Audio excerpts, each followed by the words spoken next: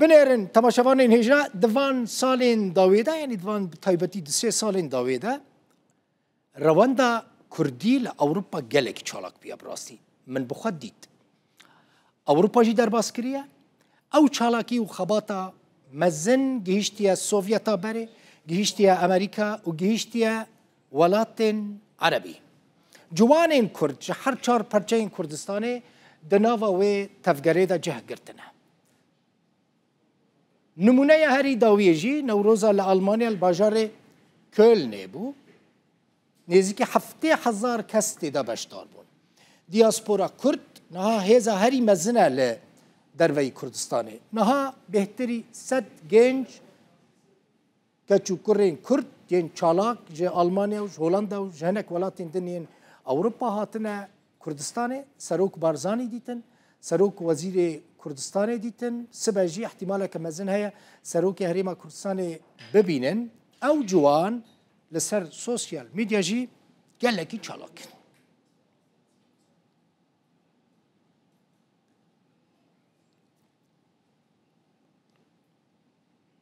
Doktor İsmail Kamil Serokê Konfederasyona Revenda Kurdistanî li stûdyo mîvanê min e. Doktor xêrotî.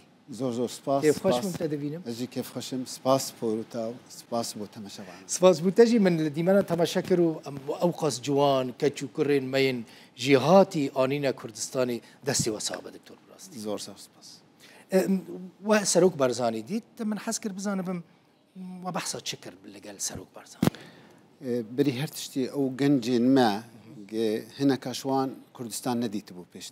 Cara yekemîn tên. Hinek şwan bavê wan ya diya wan belkî Kurd be diyê wanî dîtir welatekî dîtir hatine. Hinek gencên Ewropî jî li gel me bûn. Nêzîkî 10 gencên Ewropî jî dostê Kurdan e wan jî bejdar bûn ku zimanê Kurdî nizanin. Eva zêdeyî salekê em xebat dikin ji bo ew gencên me bêne Kurdistan. Xaka xwe bibînin, serokê xwe bibînin, milletê xwe bibînin. Ji ber gelek cara tişt hatiye gotin ki netçê xwe de ye. Kurdistan gelekî paşmaye, Kurdistan zam çi ye. Cihatina wan bi rastî gelekî giring bû. Yani hineka şwan digiriyan. Wexta Cenabê Serok dîtin, wexta hatin Kurdistanê. Em li gel wana çûn Perlemana Kurdistan, çûne Perlemanê rojekê man. Dîtin çi qesî ew parlamenterê me çilokar dikin û piştî wê ji xwe Cenabê Serok jî me daxwaz kirbû li gor ser daxwaza wan ki bejdar bibe. Eva bi alîkariya Revenda Kurdistanî ye wekû Konfederasyona Revenda Kurdistanî em pê rabûne. Ji ber federasyonek me heye bi navê Federasyona Gencên Kurdistanê li diaspora.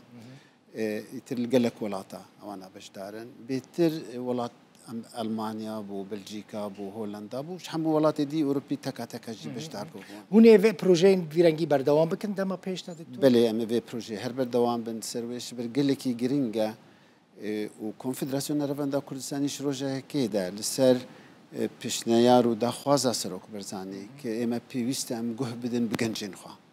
Gencê me li van welatê Ewropî dijîn pêşeroja me ye.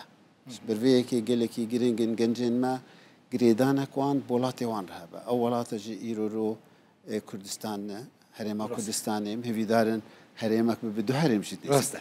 Min plan kiribû temaşevanên hêja min bi rastî plan kiribû ku ez dîbeyteke mezin li gel wan gencan çê bikim lê ew qas programeke yanî we nefes nedabû. Wan ku nefesa xwe bikişînin min mecal nedît. Mecala wan tune bû bi rastî me nikaribam çê bikim belkî cara were çêkirin.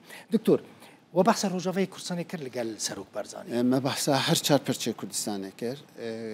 جناب سروک جی اشارت بویا کرد که رنگ در فتاق کردستان هی نهلن کن یعنی نبک پارتین کردستانی نیزی که هفدو ببین یعنی جی یک بونه که بکن یعنی یک رزیه بکن و آنا. لیل دروی ولات جناب سروک زور اشارت بیکرد. دروی ولات تو sebep tüneye Kurdistaniyen diaspora destê xwe nedin hevdû.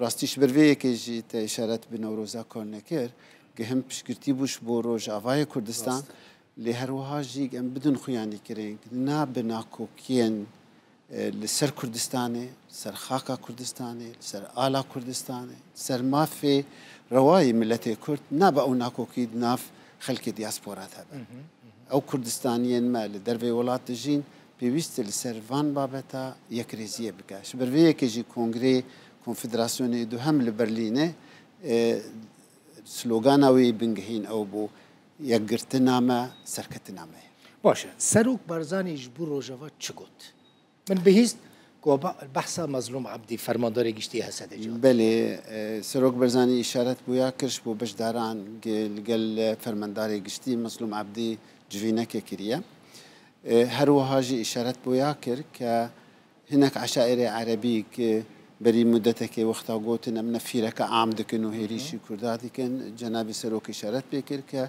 قط أمري نادن عشيرين عربا وبيام جيشوان رهات يشاندن هجر بيوني ريشي خلكي ما بكن لكردستان عروجافا وبشمرجي بشزار ببا وبرجريلي بكرة أو بخشي وياك شوان بشمرجاب يعني دجفينا دجي بحثة بله تكسكر بله كيف الجنجانجي سديسة قلقي كيف الجنجا قلقي هات هنتني برشي كردستان عمي روجافا برشي دي تريجي يعني بروسيا اشتيل لكردستان عمي باكورة او ناكو كينج دل حكومة فدرالي العراق هي شلون بيشارة سربكن ريفراندوم كوما فكي مي قال لك تجي خدي ملتي كرد خب برياري دل سر ما في شارون سياخوا روشلاتا كردستاني شبوان جنجان قال لك جرينج بو سمبولك كرد ببين سمبولا كرد وكو سروك كينتوي واديتن كأو سروك برزانية يتر أو هري دلي وان خوش كر وينية تكتك لقال حمويان أوصد وده كسانايك بجدار بون تكتك جناب سروك وين القلوانا كرت البتا أف هاتنا فان جنجان نوكو جروبي ديترين جنج بيستي ببرنامج جناب تا إشارت بيك برنامج داغرتي بو برويه كي بري بين فيدا همو برنامج خو آماده كربون ده 12 كردن يزيدي نافاندنا إيرو چون لالشه شبرويه كي او برنامج وان داغرتي بو لجلكي بكيفن بري هرتشتي خاكا كردستان قلك شوهان نفجاره كي دبينا سروك نتوي ديتن قلكي ريز وبحرمة أوا دور قلك شواناجي شو نقلها هوليري شون برلمان ديتن جنابي كاك مسرور رزدار سروك وزيران هرمي ديتن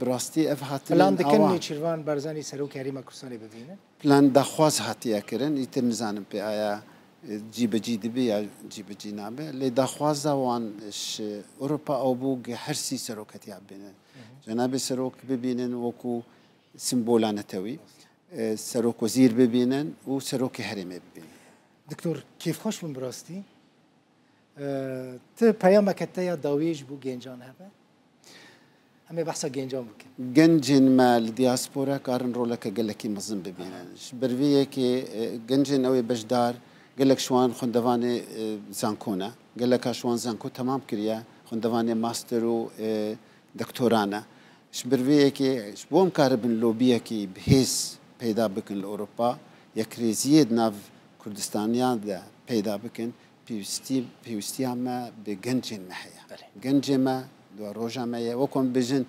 زمان ما ناس ناما مايا جنجين مجي براستي ناس ناما مايا قالك سباس كيف خوش بوم هر هبي سپاس بوا زور سپاس بوا سر جوابي من الدكتور اسماعيل كامل سروك كونفدراسيون رواندا كردستاني میوانیم